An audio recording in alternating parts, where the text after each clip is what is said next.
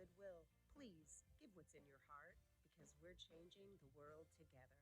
And remember, the Central Illinois Community Blood Center is now Impact Life. Learn more at bloodcenter.org.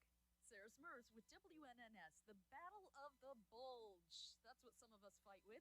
Well, recently, the nutrition specialists at Supplement Superstores shared their amazing results being seen with the newest, most advanced fat-burning system, 213 Complex. They shared stories of folks shedding pounds and feeling great. Stories of folks re-energized on their weight loss and wellness journey. Here's the deal. 213 Complex optimizes thyroid function so your metabolism works at its peak. Your metabolism optimally working 24/7. Think about it. Naturally burning more body fat and feeling your clothes fitting looser? I definitely could go for that. On top of that, 213 helps you with appetite and craving control. You'll feel less hungry, which is great, right? 213 Complex Fat Burning System for him and her is amazing. Go see for yourself. Visit the nutrition specialists at Supplement Superstores on Wabash Avenue across from the mall today. And ask them how 213 Complex can help you. Tell them Sarah Smurf sent you and receive 25% discount. News breaks every day. Hear it happen here. He's a grifter who is taking money from parents. I didn't need the money, so it's never been about the money. We might be able to solve a lot of budget problems in this town with red light cameras. I am sure my client feels ambushed because I do as well. Follow the law, and please don't fire me. Stay informed. Stay connected with WMAY on 92.7, 94.7, and 970 AM.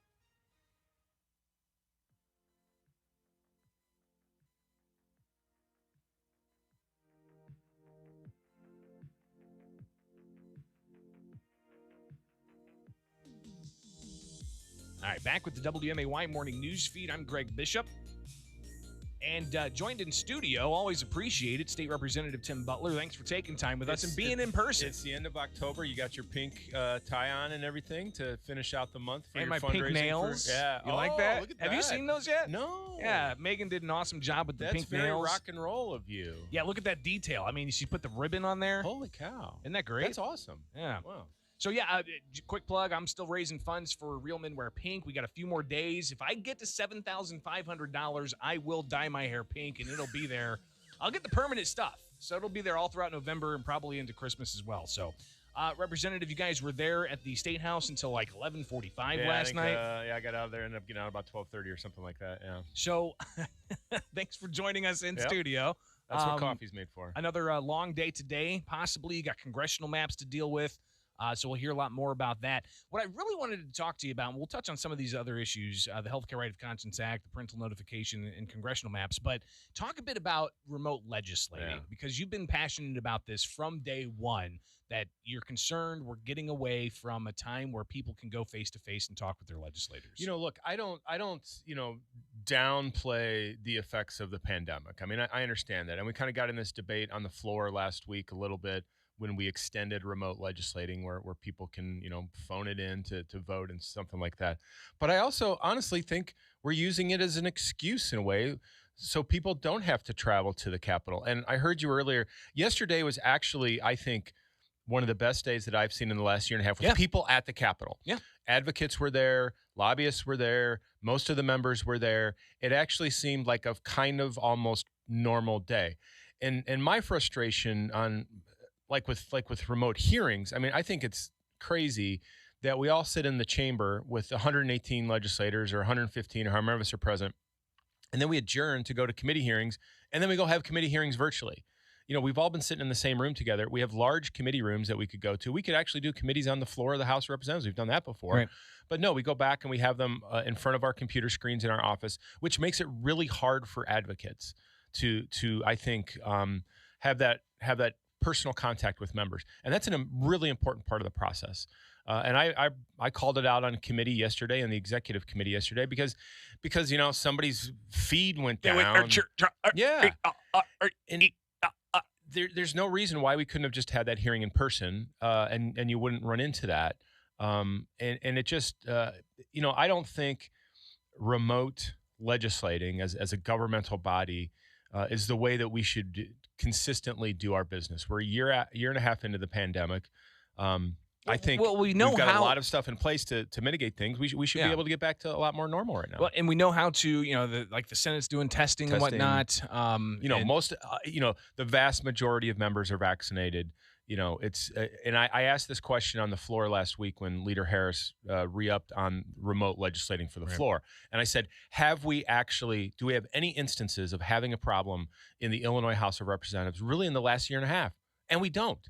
We haven't had any problems. And I think, the problem is, with so much of this stuff, we don't have an answer for how we move out of it. With the governor's executive orders and, the mask mandates and all this stuff, there's no metrics for moving out of it. And what I really... It feels perpetual. It feels perpetual, and that's exactly what I worry about. I think we're going to get past the pandemic, and the Democrats are going to say, this is an easy way to do business where we don't have to come to Springfield and we don't have to see people directly. We're just going to hide behind our computer screens. I really fear that's where we're going. State Representative Tim Butler with us on the WMAY morning news feed. Want to touch on a couple of other issues. Of course, the Healthcare Right of Conscience Act was a hot button issue all week. We saw a change where they lowered the threshold for the votes necessary. Now it's not going to be in effect if it passes the Senate. It's not going to be in effect until July 1st of 2022. Is this good, bad? What's going on here? Well, I think the politics of how that happened underscores the way that the majority does business. They knew that they didn't have the vote threshold to pass it. They weren't going to get to 71 votes. So they lowered the threshold to 60 to push an effective date into July. Now think about that. The debate was all about how we need to get it done today. And I heard my colleague Representative Ford on earlier to say, this is one of the ways we're going to get back to normal with the legislature. Well, that's what are we? We're not even November yet, and we're pushing something out to July. So it's 9 months down the road, 8 months down the road. I mean, we could be in a completely different place by then. And so I think it's kind of disingenuous of the majority to pass something like this for really for a political statement when it's not even going to be effective immediately to do something like that. I mean, if you really think that this is the thing we need to be doing, round up the 71 votes to pass it and make it immediately effective.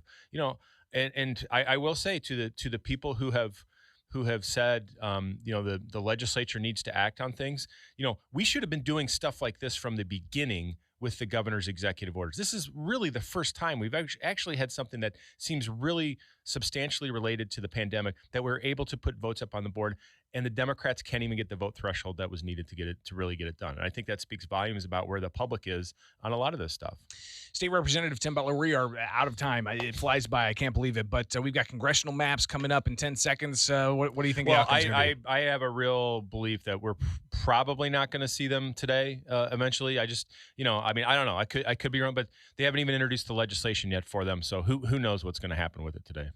Well, we'll keep a close eye on it, and we'll likely talk again, possibly either, if not tomorrow, then first thing next week as we kind of see all the dust settling. Sounds good. All right, have a great day, and we'll be back with more, and we'll switch things up a bit, not necessarily talk about what's going on at the State House, but I want to hear from you about what your favorite scary movies are, so stay tuned. From the Fly SPI studios, take the easy way out. Stay informed, stay connected with WMAY Springfield, WMAY FM Taylorville.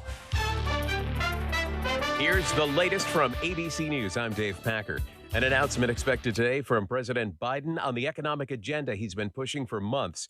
The president's still hoping to reach a deal before leaving for Europe today.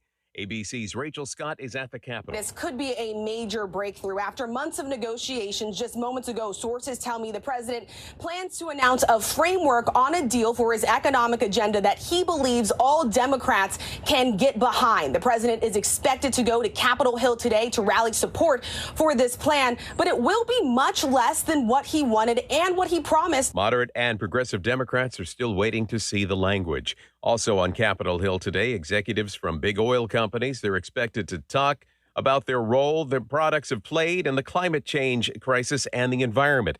Mask anger leads to another assault on board a plane. A passenger asked to put on a mask, reportedly punching a flight attendant, breaking her nose. American Airlines says it's outraged. Violence against an employee will not be tolerated and that it will prosecute a passenger accused of physically assaulting a flight attendant on a jetliner Wednesday. The airline says it happened on Flight 976 from New York's Kennedy Airport to Santa Ana, California. The plane diverted to Denver and taxied to the gate.